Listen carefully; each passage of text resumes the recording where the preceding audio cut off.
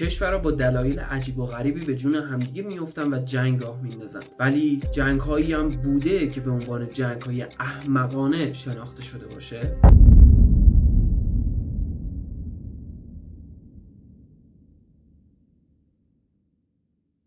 توی ویدیو امروز قراره چند تا جنگ رو براتون لیست بندی بکنم که واقعا از هر لحاظی حساب بکنی احمقانه بوده. پس قبل از شروع ویدیو لایک و کامنت و سابسکرایب رو فراموش نکن که خیلی به من کمک میکنه و پیج اینستاگرام هم که این بالا بهت نمایش داده میشه رو فالو کن. جنگ قنادی. تو سال 1828 یه فردی به اسم رمونتل یه شیرینی پزی توی نیو مکزیکو داشته که یه اوباش کله خرابی میاد و این شیرینی فروشیشو به هم میریزه و خلاصه حسابی براش داستان به وجود میاره. رمونتل که این داستان توی پاچش نمیرفته میره و از دولت مکزیک تقاضای غرامت میکنه، ولی دولت مکزیک میگه بفرما بیرون، این مشکل ما نیستش، مشکل خودته. رمونتل بی خیال این موضوع نمیشه، میره سراغ دولت فرانسه که دولت فرانسه هم به مرور این موضوع فراموش میکنن، کلا میسپارن دست فراموشی. 10 سال از این اتفاق میگذره. یه دفعه نظر پادشاه لوئیس فیلیپ به این قضیه جلب میشه و خلاصه به مکزیکیا میگه که شما باید حق و غرامت و یه جوری خسارت رمونتل رو بهش بدید به علاوه نرخ بهره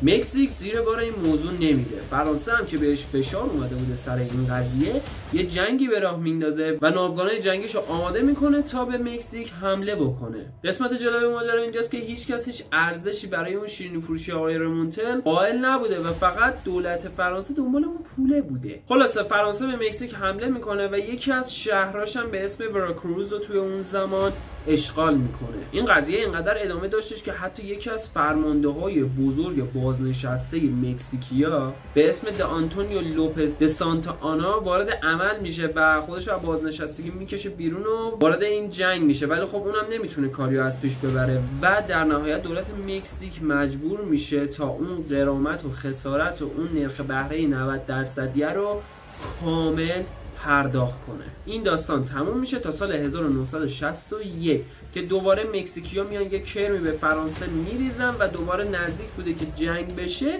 که همون سالا بوده که کلا دولت فرانسه و پادشاهی فرانسه از هم میپاچه و یه سلطنت جدید جایگزینش میشه و کلا این موضوع سپرده میشه به دست فراموشی. ولی خب حالا آیا غرامت آقای رمونتل رو داده بودن یا نه مشخص نیست. جنگ گوش جنکینز حدودای سال 1731 میلادی بود که یه تاجر انگلیسی رده بالا به اسم رابرت جنکینز توسط دولت و مقامات رده بالای اسپانیا دستگیر میشه. به خاطر چی؟ متهم شده بوده که قاچاق میکرده. دولت اسپانیا هم نامردی نکرده بوده، کل مال و اموال این بنده خدا رو ازش گرفته بود که هیچی، یه گوشش هم بیخودی بریده بودن. 8 سال از این قضیه گذشت. بعد 8 سال انگلیسی یه کرمی توی درونشون میلولید که بیان با اسپانیا وارد جنگ بشن تا اونا رو به هر بهونه‌ای که شده اونا رو از دریای کارائیب با آمریکای جنوبی بندازن بیرون و نتیجهش جنگی شد بر سر گوش آقای جنکینز که 25000 کشته و زخمی و 5000 کشتی و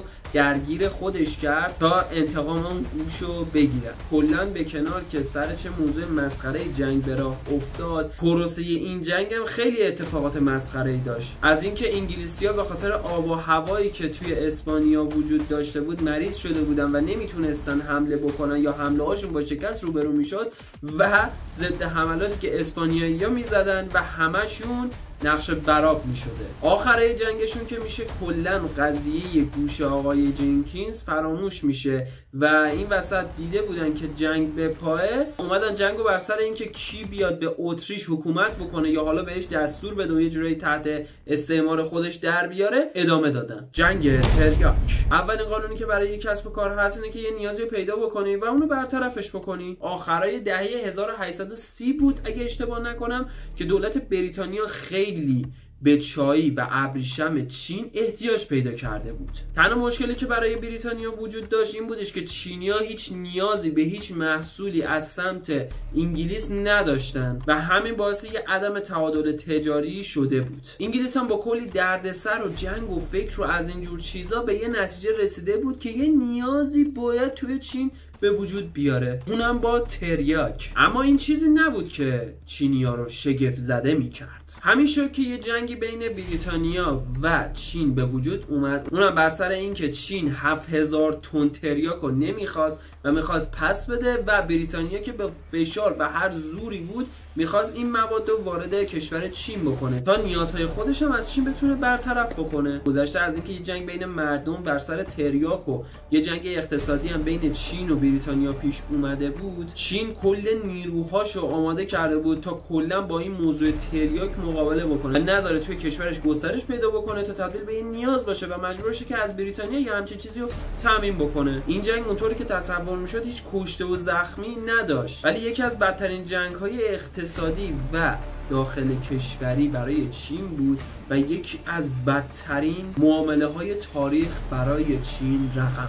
جنگ کتری. این جنگ هم نمیشه زیاد اسم جنگ روش گذاشت که خون و خونریزی داشته، ولی خب به اندازه کافی احمقانه بوده و آدمای زیادی رو اسیر خودش کرده بوده. برای حدود یک قرن بود که شمال هلند کلا مستقل شده بود و دست امپراتوری خودش بود و جنوب هلند هم دست امپراتوری روم بود. توی یکی از این روزهای آفتابی سال 1784 امپراتور روم قفلی میزنه روی بنادر جنوبی تا ازش برای تجارت بیشتر استفاده بکنه که حالا یه مشکلی وجود داشت. اونم چی بود؟ اینکه این بندر جنوبی از بندر شمالی هم رد میشده و یه جوری همدیگه رو قطع میکردن. اما امپراتور روم به جای اینکه بشینه یکم فکر بکنه، همه نیروهاش آماده میکنه و میفرسته اونجا تا بندر رو برای خودش بکنه و راه تجارتش رو بیشتر باز بکنه، پول بیشتری به جیب بزنه. خلاصه که شمال هلند هم وارد عمل میشه، کشتی و ناوگان و نیرو و هر چی داشته میریزه دم اون بنادر تا این مشکل رو برطرف بکنن با جنگ و خون و خونریزی. ولی اتفاق جالبی که افتاد و این جنگ رو احمقانه کرد اونجایی بودش که یکی از سربازای شمالی دستش اشتباهی میره رو ماشه و یه تیری ول میکنه. اون تیر میاد به کسی نمیخوره، ولی به چی میخوره؟ به کتری که توش سوپ بوده و اون کتری سوراخ میشه. اون کسی که پرچمدار نیروهای جنوبی بوده از ترس پرچم رو میندازه و اون زمان هم افتادن پرچم یعنی تسلیم شدن و همین بوده که امپراتوری روم تسلیم میشه و این جنگ هم به همین مسخرگی تموم میشه. تنها خوبی هم که این جنگ داشت این بود که کسی داخلش نبود. خلاصه که همه جای دنیا سر یه سری چیزای مسخره، چه بین دو تا آدم، چه بین دو تا کشور، چه بین دو تا قاره جنگ راه میفته. ولی خب امیدوارم همه جای دنیا صلح برقرار باشه. مرسی از اینکه تا آخر ویدیو همراه من بودید. اگر از ویدیو لذت بردی لایک و کامنت و سابسکرایب فراموش نکن که خیلی به من کمک میکنه. اما مهمتر از همه خودتون رو دوست داشته باشید.